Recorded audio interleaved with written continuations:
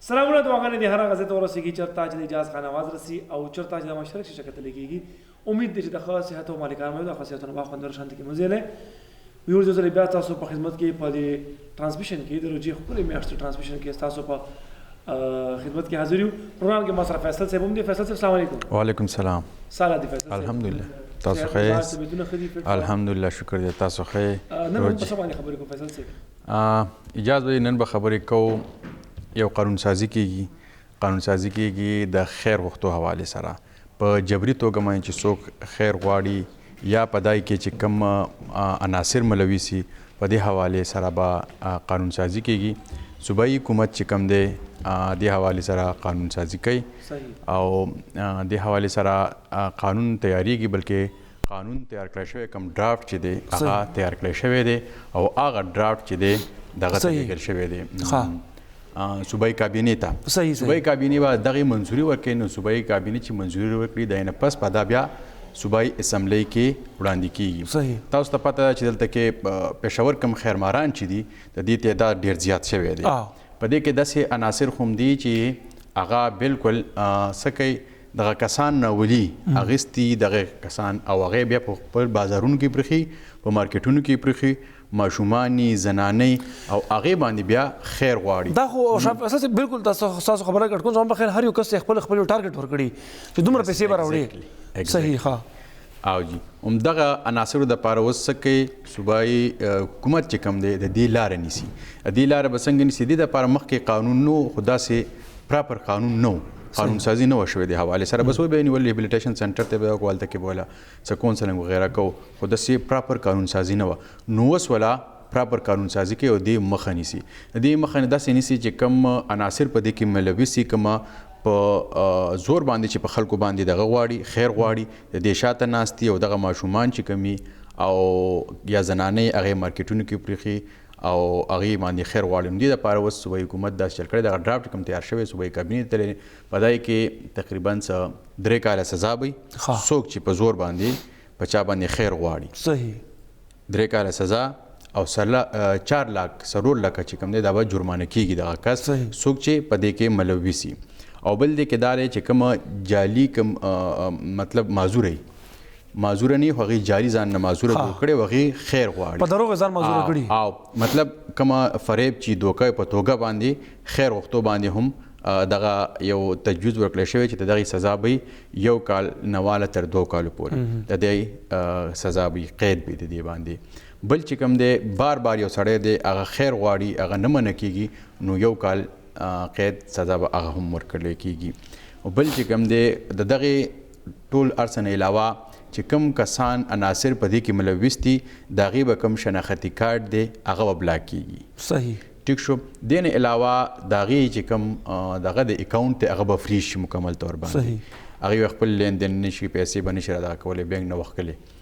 بل چې کوم دی د هغې نوم به په ایسیل کې واچولی شي هغې به چېرته تللی هم نشي. فار ایګزامپل که چېرته دوبۍ ته ځي یا عمرې له ځي پاکستان نه بهر نشي تللی. اوس فار ایګزامپل داسې کسان هم دي دغه پیسې میسې وګټي په دغې خلکو باندې او بیا ځي عمرونه له هم ځي بالکل نو بیا به هغې نشي تللی په ایسیل کې به د هغې نوم بیا پروت وي. نو دغه یو قانون سازي کوم چې دا په پایپ لاین کې ده دا ډرافټ تیار شوی دی ارڅ تیار شوي دي صوبایي کابینې ته تللي دي. صوبایي کابینې به د دې منظوري ورکوي چې صوبایي کابینې دې منظوري ورکړي دې نه پس بیا صوبایي اسمبلی ته ځي. صوبایي اسمبلی کې بیا خلک نور هم تجویزونه ورکولی شي کم ممبر چې دي هغې پکې خپل تجاویز ورکولی شي دغې کې چینجز هم کېدی شي خو فلحال دې دپاره دا یو قانون سازي عمل روان. ډېر زبردست قانون سازي به وشي دا خو زما په خیال ولکه تاسو وګورئ شاه فیصل صاحب بس سیګنل باندې تاسو ودرېدئ که نه او ناکینګ چې کوم دی د شیشو سټارټ شي یا خو اکثره دا ماشومان دي هغې سره دا بوټل ورسره وي او وایپر ورسره وي بس په شیشه باندې دله سټارټ شي که نه حالانکه تا به شیشه صفا کړې هم وي خو دې به راځي بغیر څه تپوسه بغیر څه پوښتنې بس اوبه پرې واچوه او شروع شه. نو بیا لکه بعضې واقعیت داسې راغلل چې ماشومان یې منې کول او بیا ماشومان دومره بدتمیزه دي شاه فیصل صاحب که نه لکه دا خو پوره ټرینډ شوي دي چې مثال کې ته مې ته چې مه کوه یا بل څه خوا دې خوا که نه او ستاسې چې ناروا خبرې کنځلې شروع کړي که نه چې مجبورون به ته ورځې او بیا خامخا 2-3 سپېړې به دې اوچتې نو چې سپېړې اوچتې کړې ځان ته دې کار وکړه ځان دې کار ولې چې کسان هلته ناست دي اخوا دېخوا بدر باندې راټول شي بیا خو هغه سمپتي کارډ هم زموږ خلکو کې ډېر زیات دي ایگزیکټلی هغه سمپتي خلک پوهې به چې معصوم دی مړه د بس ماشوم دی او تا په دې باندې لاس اوچت کو موږ ته راشه وکړه همدوی ور بیا دا خبرې وي نو خو بهرحال دا ډېر ښکلې خبره ده دې کې که فار ایگزامپل لکه تاسو وی کنه چې دا کم خلک جعلي ځان معذوره کړي وي ما یو ویډیو کتل هغه یو الګو په چپلې دی خپل لاسونه ته چولی دي چې لکه زه خو معذور یم نو الکان خو ډېر شیطانان دي هغه ته نه ټوکرې وتښتول دی ورپسې منډه کړه کنه چې لکه هغه معلومو چې دا ټیک ټاک کس دی الګ د خزان یې دغه کړي دوکه کوي یو قسم دا داسې که تاسو وګورئ حافظ سره سبا ډیجیټل خیرمران هم راغلي دي ما یو پوسټ کتلو خو هغه جینیس سوچ دی یو قسم دغه سوچ وکړي کنه هغه زما 2.2 میلیون فالوورز دي که 2.3 میلیون فالوورز دي 23 लाख کنه که 22 लाख 23 लाख و دا زما دغه نمبر دی دا ایزی پیسه زما دغه دی کیو آر کوډ دی صرف €1 سپینډ کوي تاسو ټول کنه صرف لکه €1 زیاته نه نو تاسو سوچو کې دا 22 लाख کسان دا €1 سپینډ کوي خو 22 लाख روپۍ ورغلي هغه چې راځه دا گاډي غسل غواړم کوم گاډي تصویر ورکړو و زه داخله خو بیا هم لکه خلکو سند کولی او روپۍ 50 100 خو بیا سم سند کولی کنه ما دا اوس وګوره لکه خو خیر بعضې خلک چې هغې ته دا شیدونه اړو څه فیل کېږي نه که نه چې زموږ پښتو کې خو ډېر زیات دا شرم ګڼل کېږي خیرماره ډېر په سپک نظر ورته کتلی کېږي دا د خیرمار دی او دا فلان کې دی دا خیرمار زوی دی یا سیم خلک په کنځلو کې یو به خیرمار زوی که نه دغه شان دی نو ډېر سپک ټکې ګڼلی کېږي خو دا که تاسو وګورئ دا بعضې خلک چې کوم راوستي دي دا پښتانه نه دي دا قسم دغه یو خاص کپړې چې ماشوم هم ورسره وي خیرن نو هغه چې کوم دی که نه یا ورته لاس تړلی وي په پلستر باندې چې دا خو خوږ دی او په دې باندې که نه داسې زه یو ځل په بینک کې ناست وم ماشا فیصل صاحب د شنغرۍ کې همدغه کې یو جنۍ رادننه شوله نو هغه ډیپوزټ سلیپ هم ورسره و تیار او پیسې هم ورسره ښه بنډل پیسې ورسره وي نو بینک ورته ستاسو دا بینک برانچ نه ستاسو بل برانچ دلته ورشه نو بیا هغه وویل که دا کسان چې کوم دي باقاعده دلته هغه دي بینک اکاونټس دي مو حیران شو ټول اوس دې لپاره قانون سازي کېږي که نه اکاونټونه یې فریز کېږي بیا بس حکومت بیا هغه پیسو زه اول ورځ مې کپړې اخیستلې د اختر لا نو یو دکان کې ولاړم نو دکان کې کپړې مې اخیستې دې کې یو دوه هلکان رالو تقریبا د هغې ایج و 18-20 سال ینګ هلکان او رالو خیر غوښتو نو هغه دکان کې دکاندار چې کوم امیر صاحب ښایسته تبلیغي کس و نو هغه دې نه مخکې یو کس رالی نو هغه وکتو نو هغه ویل چې دا بس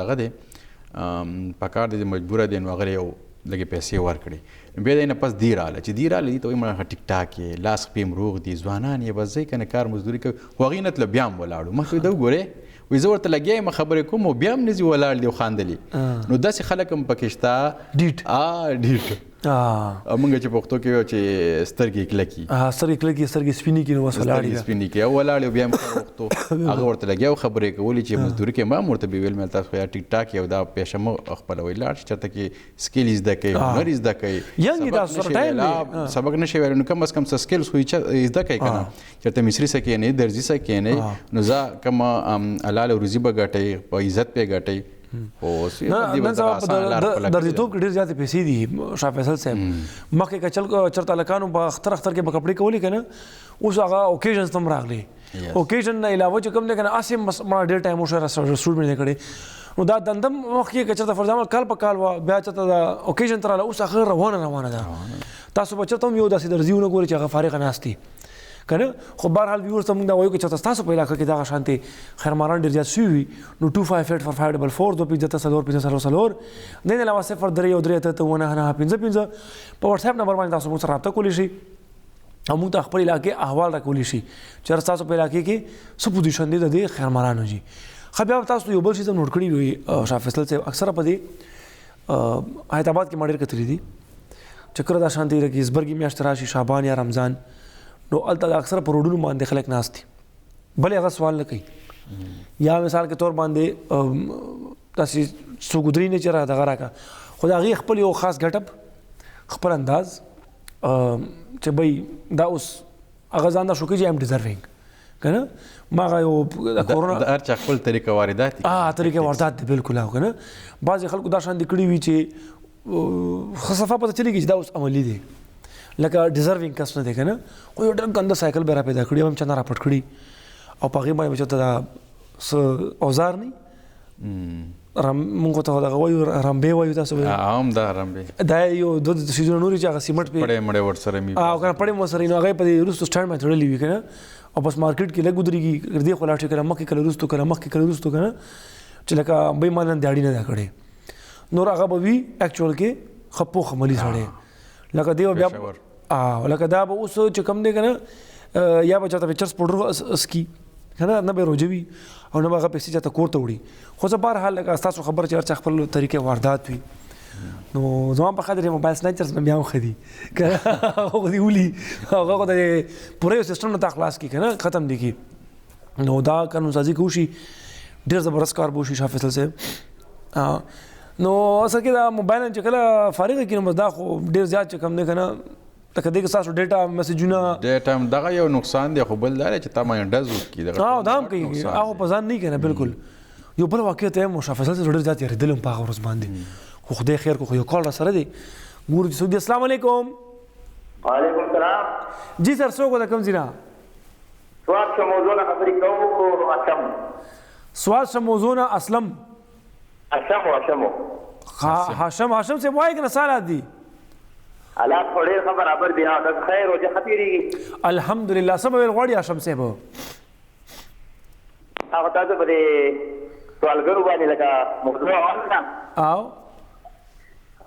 زمونږ په دې طرف ته خو دا سوالګري ډېر راځي دا ځوان هلکان او زنانه ډېرې دي زنانه ډېرې دلته کې د دې ټماټرو دا ورځي که نه زمونږ ښه دا ټماټرو له څو ډېرې راځي که نه ټماټرو له څه شي راځي ټماټرو له ښه نور هاشم صاحب روجې په خیر تېرېږي سوال کوي ځوان هلکان یې لکه دا نه بس دلته کې ټماټر غواړي دا زنانه چې کومې راځي دغه مقامي زنانه دي هاشم صاحب کوشن هاشم صاحب دا زنانه چې تاسو ذکر وکړو چې زنانه هم پکې نو آیا دغه زنانه چې کوم دي نو دا مقامي زنانه دي که نه د بهر نه راځي دا د بهر نه راځي د بهر نه صحیح خبره ده هاشم صاحب ډېر زنده آباد خوشحاله اوسئ دغه رنګې پروګرام ګوره مونږ اپډیټ کوه ښه او دا اوس انتظامي کار دی اجازه به چې په دې باندې اکشن واخلي په دې باندې اکشن والی تاسو ذکر وکړو که نه چې هغه خپل هغه یو ګټ اپي دا هغه زنانه دي بالکل پېښور چې ورته ویلی شي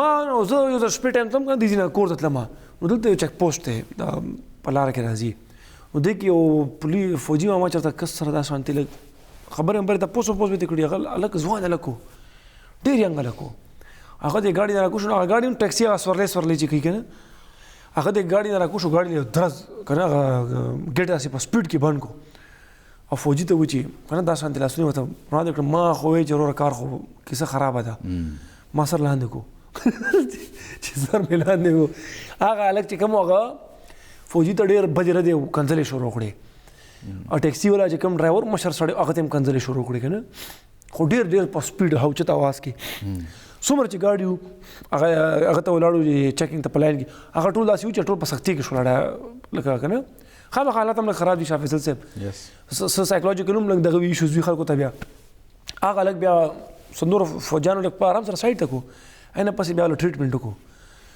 که نه چې هغه کوم ته موږ سافټویر اپډیټ کول سټارټ شول که نه خو خبر دا ده چې لکه دا ګوره ینګ هلکان وي تاسو وختي هغه ینګ هلکانو خبره وکړله دوی د کار وار نه وتي وي بس دا عمل لپاره چې کوم د دې عمل وي لکه نشه کول دي یا آیس دي یا هر څه شیز دی دې لپاره به دا خامخا سترګې هم سپینې دا ګوره دې سټیپس دي دا به چې ما ته خو په خیر کې زمره پیسې نه میلاویږي راشه یو خنجر پیدا کړه یا بل څه پیدا کړه کس په لاره کې څه پیسې راکړه دا خو زیاتې دي ښځې نه پس به یو سټیپ نور اوچتېږي تمانچه پیدا کړه بیا دا خو نور هم زیاتې پیسې شوې بیا به دا نه پروفیشنل ډاکو جوړ شي کالر دی موږ سره ګورو سودی السلام علیکم السلام علیکم وعلیکم السلام جی سر څوک د کوم ځای نه څنګه جناب خیر خیریت دی بالکل ټیک ټاک جی سر جی ورته روډ نه خبرې کوم او جی به هغه اشاره کې چونګي اشاره کې راتلم او الکانو جوړه واړه الکانو او په شیشه باندې دا ویپر مې پر راته وخو او بیا ما دا څوک چې زه ته لږ وړاندې کوم نو بس هغه سره لا چې په دې کې چې پتری و سره څو شیشه و سره چې زه خبرېدم په ګاډي باندې هغه سره ډیګې پورې یو شان تر خیر راستلې وې دواړو او دا چونګي سټاپ کې تاسو یادوي چونګي سټاپ کې دا تقریبا ټول ورته ټول د دې کسانو نه ډک څنګه جی خان جی پہلے خپل نوم راته وښایه چې تاسو مخاطب کو کړه، نوم راته وښایه. نوم نوم زما نوم نقیب خان دی. ناصر خان. نقیب خان. نصیب خان جی. نصیب خان. نو بیا تاسو هغه لکانو سره څه وکړل ورسره؟ نو ما څه وکړل، دا د سیټ ته چې ودرېدم ټکسیان چې کوم ځای ولاړ یې هغلته مې ګاډي ودرول، پسې مې ورمنډه کړی. ښه جي. چې ورمنډه مې کړی نو د یو اړخه بل راغی، د بل اړخه بل راغی، مړه چا به لار دې بند کړې ده، لار دې بند کړه چې ما یې ګاډي بالکل داسې کړو چې ما وایي چې پروردګاره حلال یې کړم که څه وکړم. بالکل سړی ته غوسه ورشي، صحیح خبره دا دي. او یو پکې دا ښځې دي، نو هغه مردارانې خو سړی که قصاب ته ودرېږي که دغه ته ودرېږي، یو بد حال شروع دی په ورسک روډ باندې. بالکل صحیح. دا اوس که خیري دا بل پاس کېدو والا دی که نه نصیب خان صاحب، انشاءالله که خیري دا مسایل به حل شي بیا. او یو جی نن په ورسک روډ یو بل کار شو، ډېر ښه کار وشو. څنګه جی؟ ورسک روډ نه دي، پولیس والا راغلي وو، سره به افسرانو مو او یو څو قصابان یې ونیول او پریډ کې بوتله تقریبا 1350 روپۍ کې غوښه خرڅوله، 1050 ریټ و که نه. هغه نن دغه کړو، خو دې درمنګو کې چې کوم دکاندار وو چې هغې خبر شو په ټېلیفون ورته چې ووایي، نو هغې ټول دکانونه بند کړه وتښتېدل. دا یو کس هغه ورکوي که نه، خبر ورکوي بالکل. نو هغه دغه کار وشو. نو ما وایي چې داسې لږ ورته ووایي چې لږ خواږه شي، لږ ورپسې په بره لاړ شي. او دې خلکو له جي جرمانه نه ده پکار و، دې خلکو له قید پکار دی، د اختر نه پس چې وایي چې د دې به ضمانت کېږي، بس قید لري. زبردست جي، ډېر ښه ډېر ښه. بالکل جي بالکل.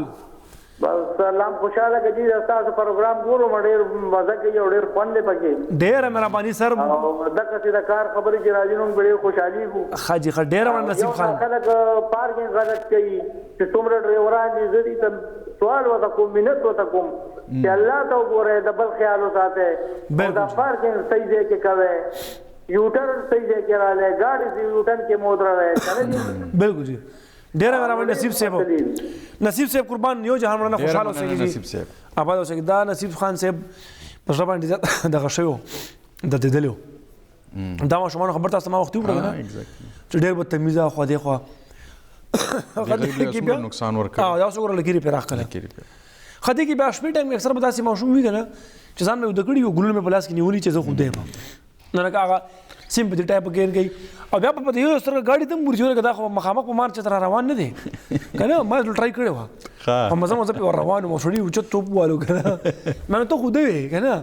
خو بهرحال همدغه خلک چې کوم دي په رشکو کې په ټکسیانو کې راوړل کېږي، او خپل سپورټس دي، خپل ځایونه دي، په هغه ځایونو کې دي پرېښودل کېږي، او بیا چې کوم دی که نه د دې خپلې ورځې ټارګېټ وي چې خو دا بل حوالې سره خبر روانه وه چې دا بل به چې کوم دی دا کار پاس شي، نو بیا به خیر په دې کې نمایه کمی چې کوم دي اب ښکاره شي. دې ذکر وکړو چې په ورسک روډ چونګي کې ولاړ دي، دا په چونګي کې نه، دا پېښور کې په هره اشاره کې تاسو ګورئ دا به ولاړ دي. بالکل. او زه بله شپه تللی وم حیات آباد ته، هلته کې خو خدای بله و، مونږ ناستو چې ورته په لږ وخت کې یاره له 70 کسان راغلي، کې زنانه هم وایي، کې ماشومان هم وایي، کې ځوانان هم. حیران شوم، صحیح خبره ده، حیران شوم چې داسې تاسو حیات آباد ته راغلي، خو ما سره هم لږ رابطه کړې وه. نو بس هغه ټورنمنټ له درغلي وو، ټورنمنټ بس ما ته یاد شوی، خو ما تکلیف نه در کوم. پرېږدی دا کال جي صاحب. السلام علیکم جی. وعلیکم جی سر، څوک د کوم ځای نه؟ زه اسحاق خبر کوم د بنګلور نه. دا اسحاق صاحب او څنګه چې موټر راځي که نه ګټور راځه، څنګه تاسو چې موټر راځي چې ګټور راځه که نه ګټور طرف ته رنګ روډ باندې رنګ روډ څنګه چې څنګه رنګ روډ ته که نه. ښه جي ښه. د موټر وینا او جی او نو دا چې کې نیو سو مارکیټ ته ښه مارکیټ دی جی. او نیو سو مارکیټ له ما مصری خانه. ها مصری خانه است تاسو؟ مصری ده ما دکان دی او دا ټول کلمات ما معلوم دي، دا کوم کلمات چې دي کنه چې تلفظ صحیح تاسو ټول ما معلوم دي. ما دا کړو چې په هوځه دی نو تاسو نه وګورئ. صحیح دی جی. ها سجی تhank you so much. ډېر مهرباني، تاسو مونږ ته کال وکړو، خوشاله اوسئ جی. خالي دکان مخ ختم زما په خیال چې ډېر زیات وی شکایت کول دي، شکایت کول چې الته کې راشي، مطلب دا چې الته کې دي سره رپورټ جوړ کوي وغیرہ دي. دا عبد الله نوم دی دکان دی، دغه مقصد و. صحیح دی جی. صحیح دا راشه رپورټ به جوړ کوو خیری. شاه فیصل سے پورنو هغه وشو چې څه شي راو، او زما په خیال دی قوم ته اوس توقعات لګوند کې ختمول پکار دي. ځکه چې مسلې مسایل نور هم ډېر زیات دي. څنګه تاسو وختي هغه مشرانو ته دا کشرانو ته دا دغه ورکړه که نه آیډیا چې بس سکل زده کوي. نو زما په خیال خلکو ته خپل ډېر ټایم ضایع کول په خپل سکل زده کولو کې دي بجای دی چې 3 غنټې تاسو دې ته وقف کوي او آخر کې رزلټ دا وي چې مایوسه شي. نو پاکستان میچ ولیدلو او زما په خیال کې سیمی فاینل ته اوس دې وتل لږ مشکل شول.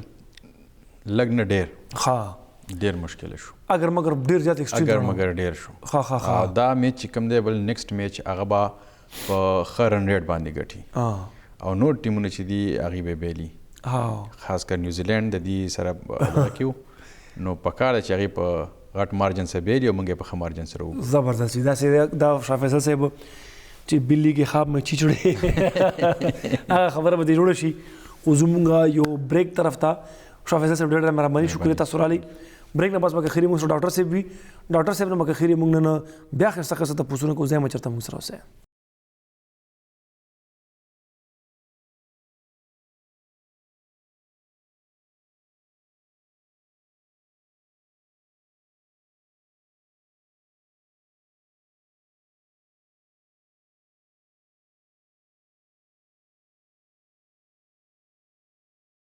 جی ګرانو قدرمندو کتونکو یو ځل بیا تاسو په خدمت کې حاضر یو. څنګه تاسو ما ویلي چې بریک نه پس به موږ سره ډاکټر صاحب موجود وي او د ډاکټر صاحب خبرې خاص کر په دې ورځو کې ډېرې قیمتي وي.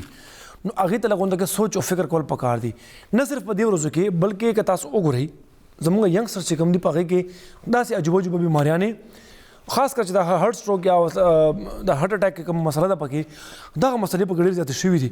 نو دې لپاره که چېرته موږ ډاکټر صاحب ته یا هاسپټل ته موږ نه شو تللی خو دا زموږ یو کاوش دی چې تاسو ته موږ یو ډاکټر صاحب راوړو دلته او هغې سره موږ قیمتي خبرې وکړو. نن موږ سره میډیکل سپیشلسټ د رحمان میډیکل انسټیټیوٹ نه ډاکټر شاهان صاحب موجود دی هغې سره به خبرې ترې کوو. السلام علیکم ڈاکٹر صاحب. وعلیکم السلام. کیسے ہیں ڈاکٹر صاحب؟ شکر اللہ کا. خیر خیریت ہے؟ روزے کیسے گزرے سر؟ اچھے گزر رہے ماشاء اللہ. سر ٹائم چونکہ ہمارے پاس بہت ذرا شارٹ ہوتا ہے تو میں کہتا ہوں کہ ذرا ہم اس میں زیادہ فائدہ لیں. پہلے جو میرا کویشچن ہے سر وہ یہ کہ روزے کے دوران سر جسم میں اکثر یہ کمزوری کی جو ہے وجوہات آ جاتی ہے تو سر اس میں یہ کمزوری کی جو اصل وجوہات ہے یہ کیا چیز ہے؟ اصل میں اگر آپ دیکھیں روزوں میں اگر انسان کمزوری محسوس کرتا تو اس کے عموماً 3 سے 4 کازز ہوتی ہیں. ایک تو جب آپ یعنی فاسٹ کرتے ہیں روزہ رکھتے ہیں تو جس طرح دن گزرتا ہے آپ کے خون میں شوگر کی مقدار کم ہو جاتی ہے. صحیح. پانی کم ہو جاتا ہے. دوسری وجہ جو بڑی وجہ نیند کی کمی ہوتی ہے تو ان کی وجہ سے بندہ تھکان محسوس کرتا ہے. دوسری بات جو ڈائبٹیز کے پیشنٹس ہوتے ہیں یا جن میں ہائپر ٹینشن ہوتی ہے یا جن میں خون کی کمی ہوتی ہے جس کو ہم انیمیا کہتے ہیں صحیح تو ان میں یہ زیادہ ہوتے ہیں. اگر آپ سحری یعنی اگر ہمارا روزہ 12 سے 13 گھنٹے کا ہوتا ہے اس میں اگر آپ یعنی ہم کچھ کھاتے پیتے نہیں ہیں تو جو ہماری ریزرو توانائی ہے وہ یوز ہونا شروع ہو جاتی ہے. صحیح. تو اگر آپ کی سحری ٹھیک نہیں ہے وہ آپ نے کمزور کیا تو آپ کو تھکان جلدی محسوس ہو جاتی ہے لیکن یہ ٹیمپریری ہوتی ہے یعنی بندہ جلدی ریکور کر جاتا ہے. صحیح. سر کتنے ٹائم بعد انسان کو فیل ہونا شروع ہو جاتا ہے کہ فار ایگزامپل جو فیٹس تھے وہ ان کی جو ہے نا وہ یا اس کو ہم کنزمپشن بولیں یا اس کو جو ہے نا وہ پگھلنا شروع ہو جائے؟ اصل میں بیسیکلی اگر آپ نے نوٹ کیا ہو کہ رمضان کے شروع کے دنوں میں آپ یہ فیل نہیں کرتے. یہ کچھ گھنٹوں کی باتیں نہیں ہوتی ہے کہ کچھ دنوں کی باتیں ہوتی ہیں. بالکل سر. یعنی میں یہ کہوں گا کہ پہلا ہفتہ آپ یعنی اچھا محسوس کرتے ہیں پھر وہی بات اگر آپ کی روٹین ٹھیک نہیں ہے اگر آپ کی سحری ٹھیک نہیں ہے آپ کی افطاری ٹھیک نہیں ہے تو بس پھر آپ یعنی کچھ دنوں بعد آپ کو محسوس ہونا شروع ہو جاتا ہے کہ یعنی اب کمزوری آ رہی ہے. صحیح. سر ایک کال ہے ہمارے ساتھ دیکھتے ہیں کون ہے. جی السلام علیکم. السلام علیکم. جی څنګه تاسو خیر جی ټیک ټاک یې؟ بالکل ٹھیک ٹھاک سر. جی سو کو کم جی نا زما نوم سلیم دی. جی په خبر نه خبرې کوم ډاکټر صاحب نه ته پوس کول غواړم. جی جی جی اوکے. جی دا عموماً بدی روزه کې چې کوم دی نو بدی پکوړو سره او بدی دغه سره ګیس ډېر زیات جوړ شي که نه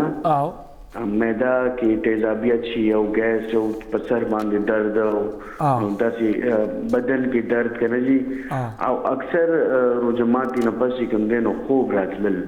صحیح. لکه دا څه وجه وي او د دې ګیس دپاره بهترین علاج څه شی دی؟ صحیح ده. جی صحیح ده. دا تاسو پروګرام ګورئ ډاکټر صاحب نه موږ د دې تپوس کوو. صحیح ده. ډېره مهرباني. جی ڈاکٹر صاحب سمجھ تو جی مطلب وہ افطاری میں سموسے اور آئلی چیزیں کھانا اس کے بعد بوجھ آ جانا پھر وہ نیند آنا یہ کچھ پوچھ رہے ہیں. اصل میں اب دیکھیں جو زیادہ تلی ہوئی چیزیں کھانا یہ کوئی اچھی بات تو ہے نہیں. زیادہ پکوڑے مرچیں پکوڑی یعنی یہ سموسے وغیرہ کھائیں گے تو ویسے بھی میدے کے لیے اچھی نہیں ہوتی. ہمارے ایک پروفیسر صاحب تھے وہ کہتے تھے کہ پٹھانوں کا میدا بڑا کمزور ہوتا ہے. ٹھیک ہے, تو یہ جو ابھی کہہ رہے ہیں کہ اس کے بعد پھر سر یعنی گیس جمع ہو جاتی ہے یہ ہوا, تو میرا تو یہی یعنی ان کو مشورہ ہو کہ زیادہ یہ چیزیں نہ کنزیوم کریں. اگر آپ ایک دن کہیں گے 2 دن کہیں گے تیسری چوتھے دن آپ کھانا شروع کرتے آپ کو مسئلے مسائل شروع ہو جاتے ہیں. جی بالکل. دوسری جو انہوں نے بات کی کہ نیند کیوں آتی, یہ انہوں نے بڑے مزے کا کویشچن کیا. اس طرح ہوتا ہے کہ جب آپ یعنی کھانا کھاتے ہیں فار ایگزامپل افطاری کرتے ہیں تو جو بلڈ سپلائی ہوتی ہے وہ آپ کے گٹ کی طرف زیادہ ہو جاتی ہے. صحیح. ٹھیک ہے, اس طرح تو آپ کی بلڈ سپلائی یعنی سرکولیشن چل رہی ہے, آپ کے دل کو بھی جا رہی ہے آپ کے دماغ کو بھی جا رہی ہے. لیکن جب آپ کھانا کھاتے ہو پھر وہ اتنے گھنٹوں بعد تو سپلائی وہاں زیادہ ہو جاتی ہے تو غنود کی انسان کو نیند آنا شروع ہو جاتی ہے. صحیح سر, تو یہی ریزن, یہ اس کی ریزن ہے. اور سلیم سے زمان پر خیر میں تو کال کرو آئی بخبل جاؤ ردلی بھی. سر ایک دوسرا کویشچن ہے وہ بھی بہت امپورٹنٹ ہے. اکثر جو ہے روزے کی حالت میں چکر آنا شروع ہو جاتا ہے, تو کیا اس سوال کو ہم پیچھے والے سوال کے ساتھ لنک کر سکتے ہیں؟ بالکل کر سکتے ہیں. دیکھیں چکر آنا یعنی اگر ہلکے چکر آ رہے ہیں تو یہ تو یعنی بلڈ پریشر کم ہو جاتا ہے, پانی کم ہو جاتا ہے, اس سے آ سکتے ہیں. لیکن اگر آپ کو یعنی ڈائبیٹک پیشنٹ ہے, ہائپر ٹینشن کا کوئی مسئلہ ہے ان کو, یا انیمیا کا مسئلہ ہے, ان کو بہت زیادہ چکر آ رہے ہیں, اتنے چکر آ رہے ہیں کہ بے ہوشی بھی آ رہی ہے یا بہت زیادہ الٹیاں لگ رہی ہے, تو پھر تو وہ یعنی آپ نے اس کو سیریس لینا ہے. صحیح. تو کرنا تو یہی چاہیے کہ اسی ٹائم ان کو روزہ کھول لینا چاہیے اور اپنے ڈاکٹر سے مشورہ کرنا چاہیے. تو ہلکے چکر تو ٹھیک ہے, لیکن اگر بہت زیادہ چکر آ رہے ہیں تو یہ پھر. ہاں سر, اگر ہم غذائی بات کریں, کھانے کی بات کریں, مطلب کون سے ایسے کھانے ہیں جو ہم سحری میں غلطی کر لیتے ہیں یا افطاری میں غلطی کر لیتے ہیں جس کی وجہ سے وہ ایشو بن جاتے ہیں ہمارا, وہ تھکاوٹ کا یا پھر جو ہے نا وہ چکر آنے کا؟ دیکھیں افطاری میں تو جس طرح بھی وہ کال آئی تھی ہمیں, وہی ہم کیا کرتے ہیں کہ جیسے ہی افطار کرتے ہیں تو بس یہی سموسے پکوڑے اور یہی دہی بلے اسی پہ شروع ہو جاتے ہیں. اس سے ایک تو آپ کا پیٹ بھر جاتا ہے, پھر آپ اس طرح کی یعنی اس کے بعد کھا بھی نہیں سکتے. دوسرا یہ ہے کہ یعنی جتنی صحت مند غذا آپ لیں گے اتنا ہی آپ کے لیے بہتر ہوگا. میں تو یہی کہوں گا کہ اگر آپ سحری کرتے ہیں تو اس میں آپ کی یعنی خاص مقدار کے کاربوہائیڈریٹس ہوں, خاص مقدار کے پروٹینس ہوں. یعنی اگر میں بات کروں براؤن روٹی کی, میں بات کروں انڈے کی, کھجور کی, دہی کی, تو یہ چیزیں زیادہ بہتر ہے. ایون جو میں نے نوٹ کیا زیادہ تر لوگ سحری میں یہ یعنی فروٹس وغیرہ نہیں لیتے, جو کہ لینے چاہیے. صحیح. یہ دالیں لینی چاہیے, تو یہ خشک میوجات لینے چاہیے. تو اگر ہم اس کو کنزیوم کریں تو پھر یعنی آپ کا وہ یعنی جو کمزوری وقت کو زیادہ محسوس نہیں ہوتی. صحیح. سر اگر ڈی ہائیڈریشن کی بات کریں سر, پانی کتنا امپورٹنٹ ہے سر؟ ایک تو اکثر لوگ وہ مذاق اڑاتے ہیں کہ آپ سحری میں اتنا پانی کیوں پیتے ہیں, وہ اسٹمک میں اسٹور تو نہیں ہوتا. حالانکہ وہ اس لیے ہوتا ہے کہ آپ کو زیادہ تر دیر تک ڈی ہائیڈریشن کا ایشو سامنا نہ کرنا پڑے. تو سر یہ چکر آنا, تھکاوٹ, اس میں ڈی ہائیڈریشن کا کوئی عمل ہے؟ جس طرح میں نے پہلے آپ سے کہا کہ اگر چکر آ رہے ہیں تو یا تو بلڈ پریشر کم ہو رہا ہے, آپ کی پانی کی مقدار کم ہو رہی ہے. ابھی آپ نے پوچھا کہ یعنی کتنا پانی پینا چاہیے. اب دیکھیں افطاری اور سحری کے بیچ میں آپ کو 6 سے لے کے 8 گلاس پانی پینا چاہیے. صحیح. لیکن میرے خیال سے بہت کم لوگ ہوں گے جو یعنی اس طرح یعنی کنزیوم کرتے ہیں. تو افطاری سے سحری کے بیچ میں 6 سے 8 گھنٹے تک 6 سے 8 گلاس پانی پینا چاہیے. اور یعنی ایک ساتھ تو آپ کوئی بھی یعنی اگر آپ کہیں کہ میں نے ایک ساتھ 3-4 گلاسز پئے تو وہ تو پاسبل نہیں ہے, پھر وہی بات پیٹ پھول جانے وہی چیز ہے. تو بیسیکلی 6 سے 8 گلاس لینے. صحیح. سر اگر میرا ایک فرینڈ تھا وہ سر مجھے کہتا تھا کہ مجھے کوئی اچھے سے وٹامن سپلیمنٹس لینے تاکہ میں سحری میں وہ کھا سکوں اور پورا دن میں ایکٹیو رہوں. تو اس بات میں کتنی سر صداقت ہے؟ دیکھیں میں یہی کہوں گا آپ کو وائٹامنس تبھی فائدہ دیں گی جب آپ کے بدن میں یعنی وائٹامن کی کمی ہے. اچھا سر. ٹھیک ہے, اگر آپ کے بدن میں وائٹامن کی کمی نہیں ہے, اگر آپ کی غذا متوازن ہے تو آپ کو وائٹامنس لینے کی کوئی ضرورت نہیں ہے. جو بیسک وائٹامنس ہمارے ہیں یعنی ہم آئرن کی بات کریں, ہم وائٹامن ڈی کی بات کریں, ہم وائٹامن B12 کی بات کریں, تو اگر وہ آپ اپنی متوازن غذا رکھیں جس میں یعنی ہم چکن ہو گئی ہے, فش ہو گئی ہیں, دالیں ہو گئی ہیں, یہ پھل وغیرہ ہو گئے ہیں, تو لینے کی ضرورت نہیں ہے. اکثر میرے پاس مریض آتے ہیں, ایک تو پاکستان میں وائٹامن ڈی بہت زیادہ عام, یعنی ہر کوئی وہ انجیکشن مل رہے ہیں, دودھ میں ڈال کے پی رہے ہیں. اکثر مریض ہمارے پاس آپ یقین کرے آتے ہیں بدن درد کے ساتھ, اور بہت چیزیں ہیں. جب ہم ان کا وائٹامن ڈی لیول کر دیں کبھی کبھی وہ ٹاکسک لیول تک بھی چلے جاتے ہیں. اچھا. تو اگر کمی اچھی نہیں ہے تو زیادتی بھی اچھی نہیں ہے. تو میرا تو اپنا مشورہ یہ ہوگا کہ اگر آپ کوئی وائٹامن لینا چاہتے تو پہلے اس کو ٹیسٹ کروا لیں کہ واقعی کوئی کمی ہے بھی کہ نہیں. سر یہ زیادہ ہوتا ہے تو پھر ٹاکسک کیسے ہوتا ہے, مطلب کوئی یہ سیریس میٹر ہو جاتا ہے پھر؟ بہت سیریس. دیکھیں اگر وائٹامن ڈی آپ کے بدن میں زیادہ ہو جائے آپ کو پیاس بھی زیادہ لگے گی, صحیح, آپ کو چھوٹا پیشاب بھی بہت آئے گا, آپ کے پیٹ میں بھی درد ہوگا. ایون اس کی نیورولوجیکل مینیفیسٹیشنس ہوتی ہیں, بلکہ آپ کے جو گردے میں پتھریاں بنتی ہیں وہ بھی وائٹامن ڈی, وہ ایک وجہ اس کی وائٹامن ڈی بھی ہے. سر اگر نارملی اس کا کریں جس کا ایکسپوجر دھوپ میں زیادہ نہ ہو تو کتنا ٹائم فریم آپ گیپ رکھنا چاہتے ہیں کہ فار ایگزامپل اس گیپ سے 1 مہینہ کے بعد کھا لینا چاہیے مطلب وٹامن ڈی؟ دیکھیں میں تو پھر وہی کہوں گا کہ ایگزیکٹ تو کوئی ٹائم فریم ہے نہیں آپ کے پاس, لیکن اگر آپ بالکل شور ہونا چاہتے ہو تو اپنا ایک وائٹامن ڈی کا ٹیسٹ کروا لیں. سمپل سا بلڈ ٹیسٹ. سر مہنگے بھی بہت ہیں. ہاں کچھ ٹیسٹ مہنگے ہیں سر, 3 سے 4 ہزار روپے کا صحیح وائٹامن ڈی کا ٹیسٹ ہو جاتا ہے. ٹھیک ہے سر, ہم ایک بریک کی طرف جا رہے ہیں. بریک کے بعد جب ہم واپس آئیں گے تو ڈاکٹر صاحب سے ہم مزید کوشچنس پوچھیں گے. آپ کا بھی اگر کوئی کوشچن ہے تو پھر آپ ہم سے پوچھ سکتے ہیں. جائیے گا مت کہیں, ہمارے ساتھ رہیے.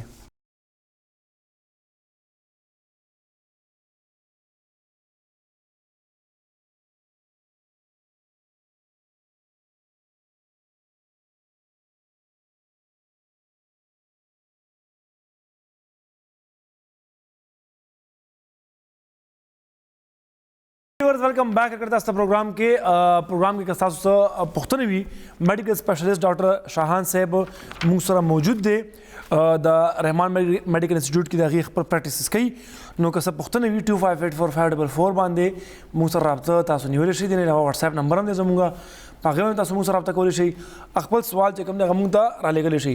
ڈاکٹر صاحب وٹامنس کی بات ہو رہی تھی, اکثر اس طرح ہوتا ہے کہ کچھ لوگوں میں ارلی جو ہے نا وہ گرے ہیئر کا ذرا ایشو آ جاتا ہے, تو پھر وہ جو ہے ڈاکٹر صاحب ان کو مشورہ دے دیتے ہیں کہ آپ وٹامنز لیں, وٹامن بی کمپلیکس لے لیں, یا فار ایگزامپل اس طرح کوئی اور ہوتے ہیں, تو وہ ٹھیک ہوتا ہے کہ نہیں؟ اصل میں اگر آپ دیکھیں, اگر آپ ہیئرس کی بات کریں اور نیلز کی بات کریں تو اس میں ہاں پہ رول ہے, لیکن زیادہ تر جو زنک ہوتی ہے جن ملٹی وائٹامنس پہ ان کا رول زیادہ ہوتا ہے. تو ہاں آئی ول ایگری ود دس ون کہ اگر ایسی یعنی جو آپ بتا رہے ہو اگر ایسا ہے, اور پھر وہی بات ان کی ڈائٹ کی آ جاتی ہے.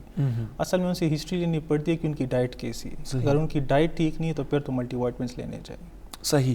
نو دا ډاکټر صاحب پښتنو کو چې بعض خلکو اکثر وختلو سپین ټایم نه مخکې نو یا نکونو مسله وي یا سکن مسله وي, اکثر ډاکټران باغې کې د وټامینز ملټي وټامینز چې کوم ټابلیټ وي د هغې مشوره ورکړي. نو ډاکټر صاحب چې بالکل په دغه سیناریو کې چې په کوم وټامینز کې زنک زیات وي نو دا ضروری ده. بیا هم ډایټ خبره ده, خوراک خبره ده. ډاکټر صاحب زنک کی کمی کیسے مطلب پوری کی جا سکتی ہے وداؤٹ میڈیکیشن؟ وہی جو میں نے آپ سے کہا کہ خوراک کے ذریعے, خوراک میں وہی جو متوازن آپ کی چیزیں. کوئی اسپیسیفائڈ خوراک ہوگا ڈاکٹر صاحب اس میں؟ دیکھیں آپ اگر ایک گروپ آف یعنی بنا لیں, جس طرح کہ اگر آپ کہتے کہ میں نے یعنی آئرن ہوگی, وائٹامن ڈی ہوگی, B12 ہوگی اور زنک ہوگی, اب الگ الگ تو لوگوں کے لیے پھر مشکل ہو جاتا ہے. لیکن آپ اگر ایک لسٹ بنا لیں, ایک گروپ بنا لیں, بڑی آسان سی لسٹ ہے. دیکھیے اس میں چکن آ جاتی ہے, اس میں فش آ جاتی ہے, اس میں کلیجی آ جاتی ہے, اس میں دہی آ جاتا ہے, دودھ آ جاتے ہیں, انڈے آ جاتے ہیں. تو موسٹلی, اور یہ جو فریش ویجیٹیبلس ہیں آپ کے, یہ موسٹلی آپ کی ساری چیزوں کو کور کر جاتی ہے. ٹھیک ہے سر. یہ آپ نے سر اس کی بات کی, یہ فش کے ساتھ ایک اور چیز کلیجی کی سر. جی کلیجی مطلب وہ کسی بھی اس کا ہو, مطلب گائے کا ہو؟ جی گائے کا موسٹلی گائے کا. ہاں سر اس کی گوشت میں بھی سر زیادہ وہ بالکل وٹامنز آ جاتے ہیں, پورے ہو جاتے ہیں. بالکل صحیح. سر اگر ہم اب یہ تو ہم نے ذرا وٹامنس کو اس کو تھوڑا سا سائڈ لائن پہ کرنے کے لیے یہ بات پوچھی کہ کون سی خوراک یا کون سی غذائیں جو اس کمی کو پورا کر سکے. نارملی سر آپ کیا ریکمینڈ کریں گے سحری میں, مطلب کون سی ایسی غذائیں ہم جو ہے وہ لیں, خاص کر وہ لوگ جو ان کو تھوڑے سے ایشوز بھی ہیں مطلب ہیلتھ وائز, تاکہ وہ سارا دن پھر وہ تھکاوٹ محسوس نہ کرے. ایک ٹائم پہ تو وہ خواہ کریں گی, مطلب 2 بجے کے بعد ہو گیا, 3 بجے کے بعد ہو گیا, انرجی اتنی میرے خیال سے ہوتی ہے, اس کے بعد پھر بڑا ٹف ہو جاتا ہے. تو سر کیا مطلب آپ ریکمینڈ کریں گے کہ کیا لینا چاہیے ہمیں سحری کے ٹائم پہ؟ دیکھیں سحری پہ تو ایک تو زیادہ یہ تلی ہوئی چیزیں نہ کھائیں. صحیح. پکوڑے ہو گئے, سموسے ہو گئے, دہی بھلے ہو گئے, یہ چیزیں نہیں لے سکتے. دوسری بات, جتنی آپ یعنی فریش چیزیں لیں گے, جس طرح میں نے پہلے بات کی, روٹی کی ہوگی, براؤن روٹی کی بات ہوگی, دودھ کی بات ہوگی, دہی کی بات ہوگی, انڈے کی بات ہوگی. صحیح. یہ چیزیں, کھجور کی بات ہوگی. صحیح. ٹھیک ہے. تو اگر ایک بندہ, جس طرح یہ تو ایک حدیث میں بھی ہے کہ اگر آپ دودھ لیتے ہیں اور ساتھ میں 2 کھجور لے لیتے ہیں تو یہ آپ کو سارا دن فل رکھتی ہے, آپ کی انرجی لیول کو برابر رکھتی ہے. تو جو لوگ یعنی اس کو فالو کرتے ہیں تو میرے خیال سے وہ جو تھکاوٹ جو زیادہ تر لوگ محسوس کرتے ہیں اس میں زیادہ فیکٹر یہی ہماری سحری کا ہوتا ہے. اگر آپ کی سحری اچھی ہے, صحت مند ہے, تو آپ کا سارا دن اچھا گزرے گا. صحیح تھا. یہ دودھ اور اس کے بعد آپ نے کی سر یہ کھجور کی, یہ بہت ہی ہیلدی قسم کا وہ ہے. اگر اس کو ہم فالو کریں ریگولرلی تو میرے خیال سے یہ چھوٹے موٹے مسئلے مسائل چکر آنا, سستی محسوس کرنا, یہ پھر نہیں ہوں گے. اکثر سر یہ جم جو لوگ جاتے ہیں سر, وہ تو بہت زیادہ تر جو ہے نا سر یہ کھجور کا استعمال کرتے ہیں, کیونکہ ان کو پتہ ہوتا ہے کہ یہ ہماری جو انرجی ہوتی ہے, یا کچھ لوگ ہوتے ہیں سر وہ پری ورک آؤٹ میں وہ بوسٹر یوز کرتے ہیں کہ مطلب ہماری انرجی ڈبل ٹرپل ہو, اور کچھ لوگ جو نیچرل چیز فالو کرتے ہیں تو پھر وہ کھجور اور یہ شیکس ہو گئی ہیں. سر روزے کے دوران سر اگر ہم بات کریں سر نیند کی, اگر ہم بات کریں کہ نیند کا سر روزے کے دوران توانائی پر کتنا اثر ہوتا ہے سر, اور ایک صحت مند سلیپ روٹین کیا ہونی چاہیے سر؟ دیکھیے نیند کا بہت اثر ہوتا ہے. اگر آپ ہر محکمے میں دیکھیں, میں اگر اپنے ہاسپٹل اپنے وارڈ کی بات کروں تو دیکھا جاتا ہے کہ لوگ لیٹ بھی آ رہے ہیں, خاص کر جو جونیئرس ہیں ہمارے, کہ سر نیند پوری نہیں ہوتی. دیکھیں کہ ایک ایڈلٹ اگر آپ دیکھیں تو ہمیں یعنی 6 سے 8 گھنٹے کی سلیپ درکار ہوتی ہے. ٹھیک ہے, اب سحری کے لیے اٹھنا تو پھر اس کے بیچ یہ آپ کی نیند یعنی یہ ڈسٹرب ہو جاتی ہے. تو اس کا بیسٹ طریقہ تو یہ ہے کہ بندہ تراویح کے بعد سو جائے گا. جی ٹھیک ہے. دوسری بات, اگر آپ کے دن کے دوران آپ کو ٹائم ملتا ہے تو آپ 30 سے 45 منٹ کے لیے سو سکتے ہیں. جی. دوسری بات, اکثر آپ نے دیکھا ہوگا جب لوگ رات کو سوتے ہیں تو یہ موبائلز کا آج کل یوز بہت کر رہے ہیں. بالکل سر, لیٹے ہوئے آج کل تو ہم اس بات پہ زیادہ فوکس کر رہے ہیں کہ بچوں کو دور رکھیں موبائل. بالکل سر, صحیح بات ہے. آٹزم بنا رہی ہے اور ان کے اگریسو بیہیویئر اور پور ساری چیزیں, لیکن یہ صرف بچوں کے لیے نہیں ہے. ہماری جو سلیپ یعنی روٹین ہے وہ جو ڈسٹرب ہے زیادہ اس کی وجہ سے بھی ہے. تو یا ایک تو سونے سے پہلے موبائل کا استعمال نہیں کرنا چاہیے. تو 6 سے 8 گھنٹے میرے خیال سے بہت ضروری ہے. صحیح سر. یہ وقفے نیند کرنا یہ تو بھی ڈسٹربنس کریٹ کر لیتا ہے. جس طرح میں نے کہا, دن میں اگر آپ کو ٹائم ملتا ہے 30 سے 45 منٹ کا, دیٹ از مور دین انف. اچھا سر. ہاں, اس سے زیادہ کرنا میرے خیال سے. آپ ہاسپٹل سے جونیئر کو الاؤ کرتے ہیں کہ 30 to 40 منٹ؟ کبھی کبھی وہ خود ہی غائب ہو جاتے ہیں, دیکھتے ہیں تو کہیں لیٹے ہوتے ہیں. اچھا صحیح ہے سر. سر فار ایگزامپل جتنے ہم نے اوپر باتیں کی سر, اکثر لوگ مطلب وہ کر لیتے ہیں, اگنور کر لیتے ہیں ڈاکٹر کے پاس جانا, ہاسپٹل جانا. تو سر یہ اوپر جتنی علامات ہم نے ڈسکس کی سر, کہ کن علامات میں سر آپ زیادہ ریکمینڈ کرتے ہیں کہ یہ والی علامت ہو تو اس کے بعد آپ جو ہے نا فوراً جو ہے وہ ہاسپٹل آپ چکر لگائیں, یا کسی جو ڈاکٹر ہو اس سے پھر آپ جو ہے نا ڈسکس کر لیں؟ یہ بڑی آپ نے اچھی بات کہی ہے. آپ نے نوٹ کیا ہوگا کہ رمضان سے پہلے ڈاکٹر پہ بہت زیادہ رش ہو جاتا ہے. صحیح. نمبر نہیں ملتے لوگ, کہ ہر کوئی چاہتا ہے کہ یار رمضان سے پہلے ہم ایک چکر لگا لیں ڈاکٹرز کی طرف. تو میں تو یہی کہوں گا کہ یعنی جو ڈائبٹیز کے مریض ہیں, جو ہائپر ٹینشن کے مریض ہیں, جو ایجڈ ہیں 60+ ہیں, اگر وہ روزہ رکھنا چاہتے ہیں, صحیح سر, ٹھیک ہے, تو جس طرح ہم نے سر چکر آنے کی بات کی, اگر بہت زیادہ چکر آ رہے ہیں, جی سر, بے ہوشی ہو رہی ہے, کبھی کبھی آپ شوگر کی دوائی آپ نے لے لی ہے, اس میں مختلف قسم کے گروپس ہوتے ہیں. جی جی سر. کچھ ایسی دوائیں جس کے ساتھ آپ کو شوگر بہت زیادہ گر سکتا ہے. جی سر. ٹھیک ہے. بہت زیادہ الٹیاں ہو رہی ہے, سینے میں درد ہو رہا ہے, یا یعنی جس کو ہم کانشیس لیول کہنے کہ وہ خراب ہو رہا ہے, تو ایسی حالت میں پھر روزہ توڑنا چاہیے اور اپنے ڈاکٹر سے یعنی مشورہ کرنا چاہیے. صحیح. ویورز کا تاسو ته علامه کا ډیر زیات ایکسټریم الټانی درځي یا چرته تاسو په سر باندې چکر راځي, نو په دې کې دا شیز اګنور کول نه دي پکار. او سر ہمارے سر یہ ہماری سوسائٹی ہے سر پختون, یہ روزے میں کافی سخت بھی ہوتے ہیں, مطلب بے ہوش تک ہو جاتے ہیں. جب آپ ان کو پانی دیں گے وہ کہیں گے نظم روزہ تھا, یا سفر پہ جا رہے ہوتے تو وہ روزہ مطلب انہوں نے رکھا ہوتا ہے, وہ کھلتے نہیں کہ نہیں یہ روزہ ہے, یہ میں کیسے مطلب وہ ضمیر الاؤ نہیں کرتا. تو سر اس بارے میں اگر آپ کچھ سجیسٹ کر دیں ہمارے ویورز کو. دیکھیں میں صرف ایک مثال دوں گا اپنی مریض کی, جو کہ 2 دن پہلے میں نے آئی تھی میری کلینک, تو ان کو ایک بیماری ہے جس کو ہم پولیسیاتی میں روبراویرا کہتے ہیں. اس میں کیا ہوتا ہے کہ کچھ بیماری ہوتی ہے جس میں خون کم ہو جاتا ہے, اس میں کیا ہوتا ہے کہ آپ کے خون کی مقدار زیادہ ہو جاتی ہے. اچھا سر. یعنی ایج بھی آپ کا بہت زیادہ, جب آپ کا خون گاڑھا ہو جاتا ہے تو پھر سٹروک یعنی کوئی بھی آپ کی بڑی جو رگ ہیں وہ بند ہو سکتی ہے, چاہے وہ آپ کے سر میں ہے, آپ کے دل میں ہے, آپ کے پیٹ میں. صحیح سر. تو اس کی دوائیاں بھی ہیں, اس میں ہم خون بھی نکالتے, لیکن اس میں پیشنٹ کو آپ نے ہائیڈریٹ بہت رکھنا ہے. صحیح. تاکہ پیشنٹ ہائیڈریٹ رہے. تو ان سے میں نے کہا کہ دیکھیں آپ روزہ ہیں, کہتے ہاں میں تو روزہ ہوں. تو میں نے کہا کہ نہیں, آپ نے کیا کرنا ہے کہ آپ روزے نہیں رکھ سکتے. ایک تو ایسے مریض ہوتے ہیں نا کہ آپ کے پاس آتے ہیں یہ سوچ کے کہ ڈاکٹر صاحب مجھے کہتے ہیں کہ میں نے روزہ نہیں رکھنا, تو میں ان سے کہتا ہے نہیں یہ میں یعنی ٹھیک ہے اگر آپ کی ایسی کوئی کنڈیشن ہے یعنی ان کنٹرول ڈائبٹیز ہے یا کوئی دل کا کوئی مسئلہ ہے, ایسی دوائیاں آپ لے رہے پھر تو ٹھیک ہے, ادروائز نو. تو میں تو یہی کہوں گا کہ کچھ بیماریاں ہیں جس میں آپ نے پھر یعنی روزہ نہیں رکھ سکتے. تو میں نے ان سے پھر میں نے یہی کہا کہ آپ نے تو پانی بہت زیادہ پینا ہے, 6 سے 8 لیٹر پانی آپ نے روزانہ پینا ہے, یا پھر روزے میں کس طرح کریں گے. جی تو آپ کی بات بالکل صحیح ہے.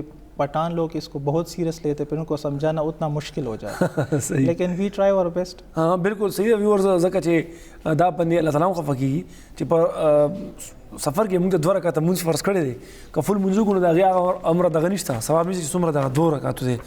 نو دې د وجنه په کار چې موږ خپل صحت خیال وساتو چې صحت وینو جیب ان شاء الله کې خیر به موږ نیسو اور بیدار ہو جی منگا بات کیوں نہیں ہوئی شو لگر اگر زوی شو خو خیر سر ایک وہ ہوتا ہے خاص من تو ہوتا ہے سر اس کا اپنا ایک مزہ ہوتا ہے سر. اس وجہ سے سر ایک دوسرا اگر میں آپ سے ارریلیونٹ کوشچن کر لوں سر, ہاں تو وہ ایسا ہوگا کہ ڈاکٹر صاحب آئے تھے ہمارے پاس یہاں پہ 2-3 دن پہلے. انہوں نے کہا کہ میل کا جو پیٹ پھول جانا مطلب پیٹ بڑا نکل آنا اور فیمیل کا اس میں فرق ہے. فیمیل کا جو اسکن کے نیچے والے حصے ہوتے ہیں اس میں فیٹس ہوتے ہیں, میل کے جو ہوتے ہیں وہ لارج انٹسٹائن یہ انٹسٹائن یہاں پہ ہوتا ہے, تو اس کا پھر پگھلنا بھی بڑا مشکل ہوتا ہے سر. مطلب اس کو ختم کرنا ایک قسم کا بہت چیلنجنگ ہوتا ہے. تو سر کیا ریکمینڈ کرتے ہیں آپ؟ اکثر لوگ جو ہے کچھ خاص قسم کی ٹیبلٹس لے لیتے ہیں تاکہ ان کا جو ایپیٹائٹ ہوتا ہے وہ ختم ہو جاتا ہے. ٹھیک ہے, دیکھیں بات ایسی ہے کہ آپ نے صحیح کہا, جو لوور ایبڈومینل فیٹ ہوتا ہے نا اس کو لوز کرنا بڑا مشکل ہوتا ہے. جی سر. ٹھیک ہے, اب پہلے تو اس کے لیے دوائیاں تھیں, ابھی تو بہت اچھی یعنی علاج آ گئے ہیں. پاکستان میں پہلی دفعہ ابھی یہ ٹرزیپٹائٹ کے نام سے جو ابھی آ رہی ہے میڈیکیشن, یہ انجیکٹیبل فارم میں بھی اویلیبل ہے. یہ اس کے علاوہ یہ سیماگلوٹائڈ تھی پہلے, اب وہ تو اورل میں بھی اویلیبل ہیں. تو اگر دیکھیں اب کس کو ہم نے یہ ایڈوائز کرنا ہے یہ ڈیپینڈ کرتا ہے کہ پیشنٹ کا ویٹ کتنا ہے, ان کا BMI کتنا ہے. اب یہ تو نہیں کہ کوئی 80 kg کا ہے اور آپ ڈالے اس کو نہیں, 80 kg کا ہے, ینگ بندہ ہے, میری آپ کی عمر کا ہے, جم کر سکتا ہے, ایکسرسائز کر سکتا ہے, اپنے ڈائٹ کو کنٹرول کر سکتا ہے, سو وی ڈونٹ ہیو ٹو گو فار انجیکشنس. لیکن اگر ایک فیمیل ہے جی سر اینڈ شی از لائک 110 kg ہے, ان کو اسٹوترائٹس نیز کا مسئلہ ہے, انہوں نے آپریشن بھی کروانا تو ہے لیکن آپریشن کروائے گی بھی اور ویٹ کم نہیں کریں گے, فائدہ تو کوئی نہیں ہے. تو ان کو پھر ہم ایڈوائز کریں, کیونکہ وہ تو ایک تو ہمارے لوگوں کا یہ کنسیپٹ ہے کہ ہاں میں چلتی نہیں تو اس لیے, دیکھیں چلنا بھی ضروری ہے لیکن نہیں کھانا یہ بہت زیادہ ضروری ہے. تو ایسے میں پھر انجیکشنس اویلیبل ہے, ویکلی انجیکشنس لگتے ہیں, بڑے اچھے رسپانسز ہیں اور آج کل تو بہت زیادہ یوز بھی ہو رہی ہے ایون پاکستان. سر یہ آپ نے جو کہا نا کہ ڈائٹ کا, سر یہ تو سب سے بڑا مسئلہ ہے سر. اس کے لیے سر اگر آپ فار ایگزامپل انجیکشن کی طرف بھی نہ جائیں, جنرل میں آپ سے پوچھ لوں سر, تو کیا آپ ریکمینڈ کریں گے؟ مطلب آپ کوئی ایسی میڈیکیشن جو تھوڑی بہت مطلب آپ کو بھوکا کے ختم کر دے.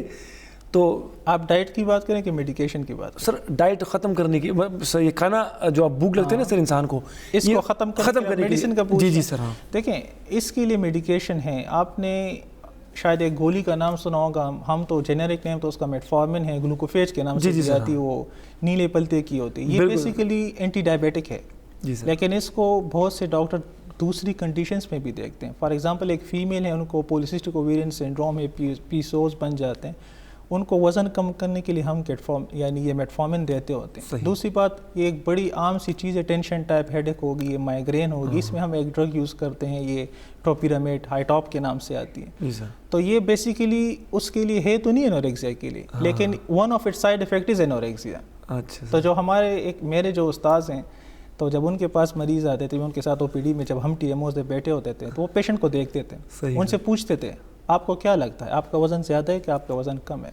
تو اگر پیشنٹ آپ سے کہتا ہے یا کہتی ہے کہ جی میرا تو وزن زیادہ ہے, تو آگے سے کہتے اچھا میں تمہیں ایسی میڈیسن لکھ کے دے رہا ہوں کہ تمہارا سر درد بھی کنٹرول ہوگا اور اس کے ساتھ تمہارا وزن بھی کم ہوگا. تو ہے اس میڈیکیشن بھی. اچھا جی ڈاکٹر صاحب بہت شکریہ سر, آپ آئیں, بہت زبردست باتیں ہم نے ڈسکس کی, یہاں پہ بہت کوشچنز ہم نے رہ بھی گئے. خیر انشاءاللہ وہ پھر نیکسٹ سیشن میں اگر زندگی رہی تو وہ ہم ڈسکس کریں گے.